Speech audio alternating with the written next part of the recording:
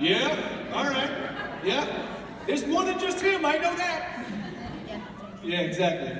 So, all right, so I was that kid too, right? So I was getting into a lot of trouble, and my friends and I, we would play these games with our parents. We'd say, oh I would tell my parents, we're all staying at so-and-so's house. And everybody would say, no, we're all staying at so-and-so's house. And we'd make this swap, right? And then at night, we would dress in all black. We would dress in black sweatpants, a black hooded sweatshirt. We'd put a t-shirt over our heads, right? And so we could just see through the head of the t-shirt. We called ourselves ninjas. And at night, all dressed in black, we went on ninja runs. Yeah, what? Exactly. What is that, right? This is what we did. So I'm just outside of Boston, and I'm not telling you the story to brag. There is a point to the story, don't worry. But this is what we did, right? We kind of terrorized our neighborhood. We'd run around at night, right? So this is the funny thing, right? What kind of cable do you have here in Delaware? Do you have Verizon or Comcast? Comcast, yeah, I heard that. But so we all had Time Warner cable, right? And everybody in the neighborhood had Time Warner cable. So we take a remote and we run through the neighborhood and we point the remote through the window, right, and change the channel on people. And turn the TV on and off. It's crazy. What a good idea. Me too. That was I am scary. not suggesting you do this. Don't go do that. Don't go do that. Like, don't do that. But we did it. And we would do other things too. We took someone's patio furniture away from their patio. And we set it up, the same exact setup on top of their garage. Crazy stuff, right? Well, one night, a bunch of us were out there, and two of the guys, there were four of us, two of the guys were playing games with the TV clicker. They got a little too close to one of these houses, and they really scared someone. They scared an older woman in the house. She was really frightened. And her son, who was in his 20s, came running out the front door to try to chase after my two friends. I'm gonna out my friends right now. Ryan Carey and John Freeman, wherever you are out there, you scared this woman, it's your fault. Meanwhile, Billy Riccadelli and I were down the block. And what happened was, so there were two people over here who were hiding in all black, these ninjas. These two ninjas, who weren't quite as bright, stepped out under a streetlight, and I got caught. The guy grabbed me. He grabbed me, and this is a true story, spun me around, slugged me once in the stomach, slugged me again. True story.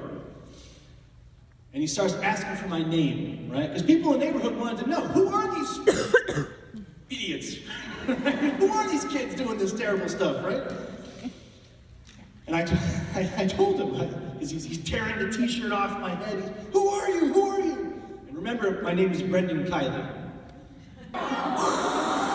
Right? Disgusting, right? All down in Susie's hair, down his shoes, into his shorts. Disgusting. Terrible, right? And I'm like hanging out the car like purple drool, like I'm so sorry. Ridiculous. Needless to say, no date with Susie McLeod in my life. but it gave me, it's a story. So here I am, telling the hard story of the gospel of winter. And I think to myself, this is a good moment, right? This is a good moment to lean back on all you people who just had your hands up. You can think about these moments of your life right now as moments that can enter you into a larger story. So I use that memory as a way to begin to tell the story of Aiden Donovan, this kid who has a crush on a couple of different girls who are all attending a party with him, right? And lo and behold, I'll spoil this for chapter 1.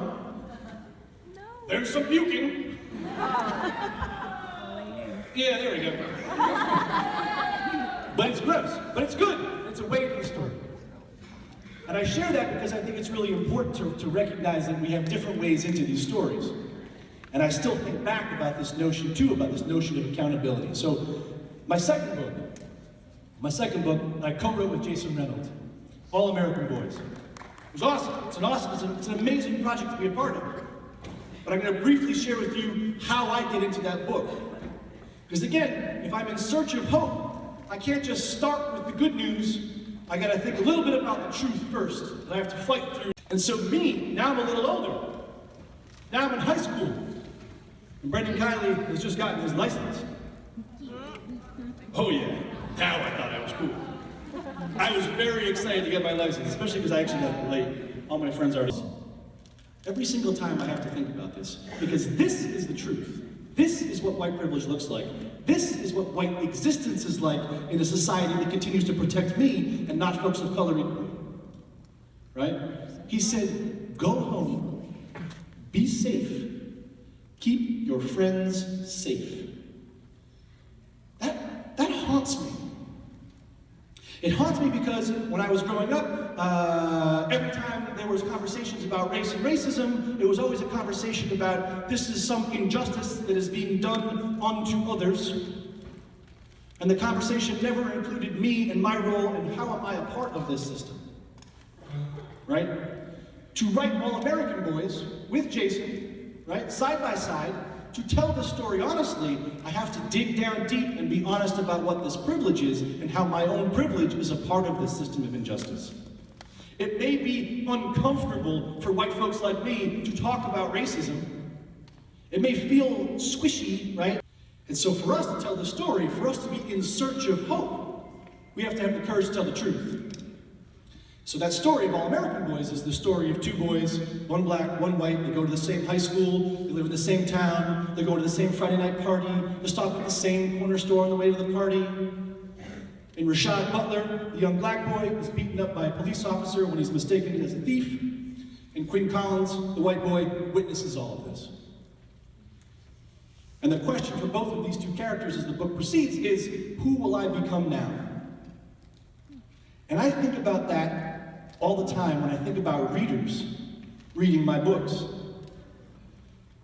Because I really want people to think about the value of what it means to listen so that you can learn how to better love one another. So that when you have the opportunity to stand up and do something, you can become the better person. Just like my father asked me to do when we walked up those steps. Become the better person. Be in search of that hope, right? These are the kinds of stories that I like to tell, the kind of stories I like to read. Listen so that we can be better able to love each other, so that we can have the courage to stand up when we need to. That's deeply important to me.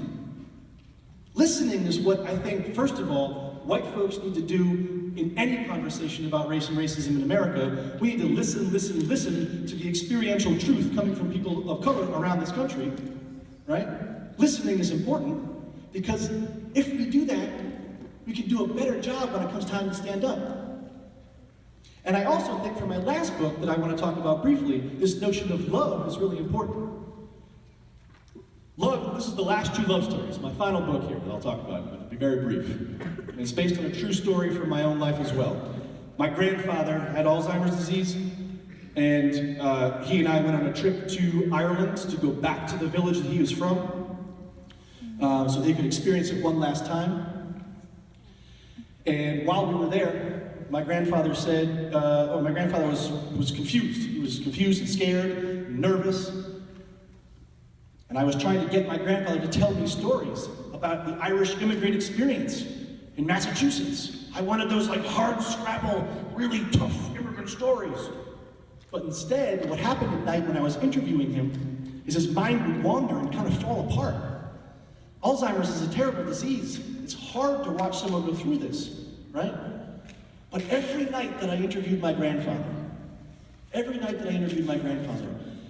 he would find his anchor. He had one anchor. He knew he was kind of going all over the place.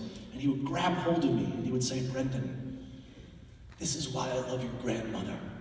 This is why I love your grandmother. This is why I love your grandmother. I thought that's the story to tell.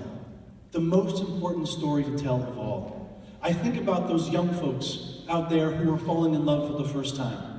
That Bredan who had that huge crush on Susie McLeod, right?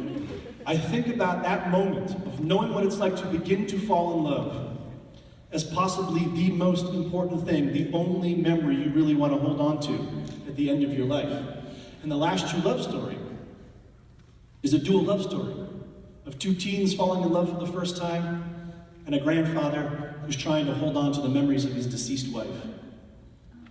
It's a road trip story from Los Angeles to upstate New York. The two teens bust the grandfather out of an assisted living facility to take him back to the hill where he first kissed his wife, to try to hold on to those memories.